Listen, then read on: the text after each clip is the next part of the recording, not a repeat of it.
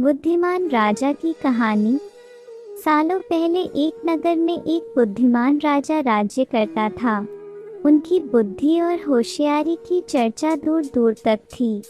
राजा कभी भी बिना सोचे समझे कुछ नहीं कहता और न ही किसी आरोपी की बात सुने बिना उसे सजा सुनाता था।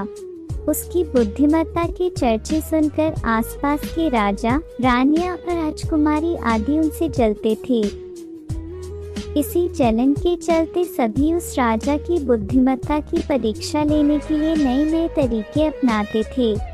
हर बार राजा दूसरे राज्य के शासकों द्वारा ली गई परीक्षा में खरा उतरकर खुद को होशियार योग्य राजा साबित करता था।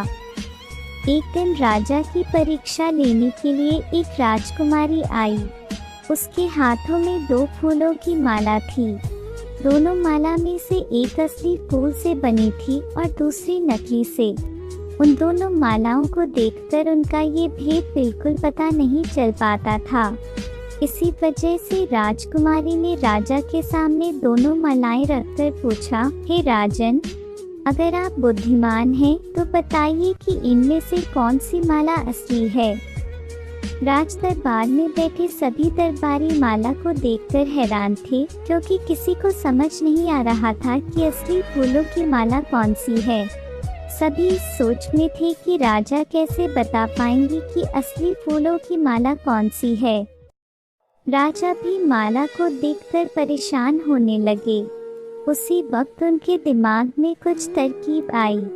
उन्होंने तुरंत अपने एक सेवक से कहा, बगीचे की खिड़कियों को खोल दो। सेवक ने बगीचे की खिड़की को जैसे ही खोला तो राजा ने देखा कि फूल में बैठी मधुमक्खियां खिड़कियों से राज दरबार में आ रही हैं। वो कुछ देर मधुमक्खियों को ही देखते रहे। जैसे ही एकाध मधुमक्खी एक फूल की माला में बैठी, वैसे ही राजा ने कहा कि अब मैं बता सकता हूँ कि असली माला कौन सी है। राजा ने तुरंत उस माला की तरफ इशारा किया जिस पर मधुमक्खी बैठ रखी थी। राजा की होशियारी देखकर दरबार में मौजूद सभी उनकी तारीफ करने लगे। सभी कहने लगे कि हर राज्य को आपके जैसे ही बुद्धिमान राजा की जरूरत है।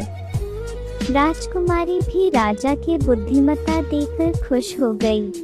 उसने भी बुद्धिमान राजा की तारीफ में कुछ शब्द कहे और वहां से अपने राज्य की ओर निकल पड़ी।